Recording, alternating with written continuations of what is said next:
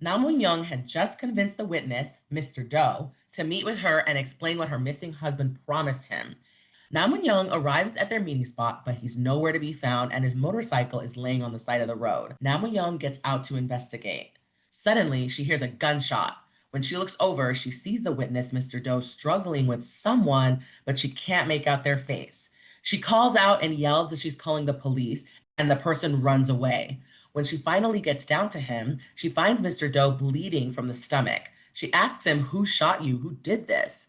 In a weak voice, he says, "Your husband," and he passes out. The next day, Mr. Doe wakes up in the hospital and remembers that the person who tried to hurt him could find him anytime. So he immediately gathers his belongings and flees to leave. While Nam Young is still trying to figure out this mystery, she gets a call to go to the law firm. We see that there's chaos at the firm. Someone broke in, threw the furniture around, and opened all the drawers. Debt collectors come into the office and they say that they need their money ASAP. When Nam Young arrives, she sees her father-in-law helping the paralegals. He tells her that he wants to step in and try to help her resolve these things as much as he can. He also tells her that he paid off the debt collectors, so things should be quiet for a while. Just when we're thinking that finally Nam Young can exhale and one member of this family can help her, he suddenly turns around and tells the paralegals to leave. When they sit down, the first thing he says is, "Collecting your husband's life insurance won't be easy." Now Young says that she's not even thinking about that right now, but then he says, "Well, how else are you going to pay off this debt?" Yes, that's right. The same debt he just told the paralegals and a bunch of other people that he took care of. Now he's telling her to use her husband's life insurance to pay it off. He tells her he wants her to quote unquote just go back to normal and that her husband's life insurance will not pay everything because of the way he exited the earth. She looks heartbroken, and you can tell she's thinking, how could he do this to me? How could he do this to our daughter? Speaking of her daughter, she comes home and she sees her daughter clutching a pillow because it smells like her dad. As Nam Young brings her daughter in tight, she starts to remember her own youth. A few years older from the day her dad mumbled something to her and abandoned her, she's standing at the edge of a cliff. She's overlooking the sea and getting closer and closer to the edge. She's about to step off of it when a young boy grabs her and tells her not to do it. We find out that that young boy was Cha Sung-jae, her husband. He saved her all those years ago and had shown her such love, but look where they are now. Overwhelmed by these memories, she walks downstairs to get a glass of water. All of a sudden, we see someone moving behind her. She feels, a presence. So she gets closer to the front door to make sure it's locked when all of a sudden that same person knocks her over and runs out. The next morning, the police are there and that detective is back and I don't know what kind of mood he woke up in. So first he asks, "Are there any cameras around the house?" He finds out there aren't. Then he says, "Well, when your husband's law firm was broken into, nothing was missing then either. Interesting. Trespassing and breaking in with no intent to steal twice? I mean, if this was a crime of passion, you do know it had to be an accident to alleviate the guilt." Now when Young looks at him, and just like you're supposed to do with the shark, she punches him right on the nose. And he looks shocked. Don't act shocked. Next, we cut to him gone because I guess he realized that she was not in the mood to be messed with that day. She installs cameras around the house and examines pictures of the foundation that her father-in-law runs. In these pictures, she sees the witness, Mr. Doe, Wang Tae-soo, and she sees the employee suspect who is gone. She then sees the witness coming up to her house. He says he's there to pick up the keys to his motorcycle, but she immediately asks him, "Why did you not meet me at the place you said you would?" Of course, he doesn't answer. He's very attractive, and I've learned that attractive people basically do whatever they want. So instead, he just tells her that he only followed her and the employee suspect because he was worried. So she tries again. "And why would my husband come back to life and pew pew you?"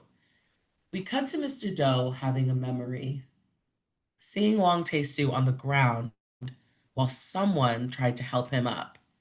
The person trying to help him up is, you guessed it, Cha Sung-jae, Nam Young's husband. He tells Mr. Doe that Wang Tae-soo is under the influence again and that he must have been remembering his time in the army. Cha Sung-jae tells Mr. Do that he was going to take Hwang Tae-soo to the hospital. Mr. Do offered to come with him, but Cha Sung-jae said he didn't need him to. Unfortunately, that was the last time Mr. Do ever saw Hwang Tae-soo. Hwang Tae-soo was known around town for having mental health issues, and he was poor. So, just like in real life, the police didn't care. We cut back to the present.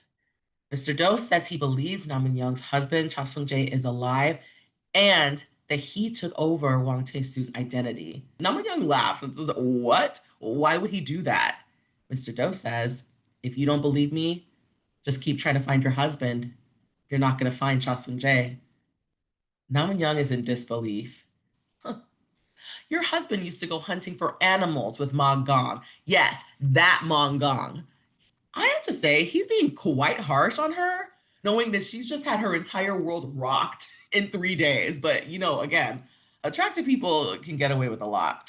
So Nam Young runs back to her husband's law firm and she starts looking through everything. She's trying to find any pictures to either prove or disprove what the witness is telling her. Unfortunately, she finds a picture of her husband with Ma Gong. Anyways, she heads home and calls her prosecutor friend to vent her thoughts. And she's still on the phone with her when all of a sudden that attractive mean man is in her house looking through her fridge and pouring himself some water. But then he places the shoebox that she'd found in her closet on the table. He opens it and tells her, "This isn't enough money. Your husband took 7 billion won from me. The money in this shoebox is only 500 million won." Ma Gong wonders aloud, "Did your husband have a mistress? Was he gambling? Is the money in the shoebox really all he left for his family?" Nam Moon Young freezes. She tells him that she does not have that kind of money, and he responds by randomly saying that her daughter should be home soon. Nam Moon Young rushes out and sees that snarky bodyguard pulling up with her daughter. She keeps looking and digging around and finds a contract signed between her husband and Ma Gong for, that's right, 7 billion won. She storms right into Ma Gong's place of work, bursts through the doors while he's having a meeting, and places the contract on the table. He immediately recognizes what it is and tells everyone to leave the room. He begins preparing to clock her again by snapping his fingers in her face and saying, "Wake up, ma'am." But she tells him this time she's coming to him as an attorney. I mean, I have to say, she's pretty confident for someone who has no idea what's going on, but I support it. Ma Gong's response is, "Why would I trust your husband with this? Because he was cheap and easy. He had the lowest fee, and I knew he was connected to a foundation. Well, I know that you know that the people above you won't care about that excuse, and now you owe them that money. So if you threaten to use my daughter against me ever again, you're gonna pay." She didn't clock any tea, but she got him, and sometimes that's all you need. She immediately calls Mr. Doe and tells him her theory. She thinks her husband agreed to give people with low incomes money by setting up bank accounts in their names and promising to deposit checks from the foundation into those accounts once the people left their homes. But instead, does her husband use those bank accounts to move around money for the corporation? He tells her that he knows of someone who creates burner phones and that her husband recently went to that person and created a burner phone account under the name Hwang Tae-soo. So she goes back home and immediately calls that number, again and again and again and again, but no one answers. So she just pours herself some soju because, who wouldn't need some at that time?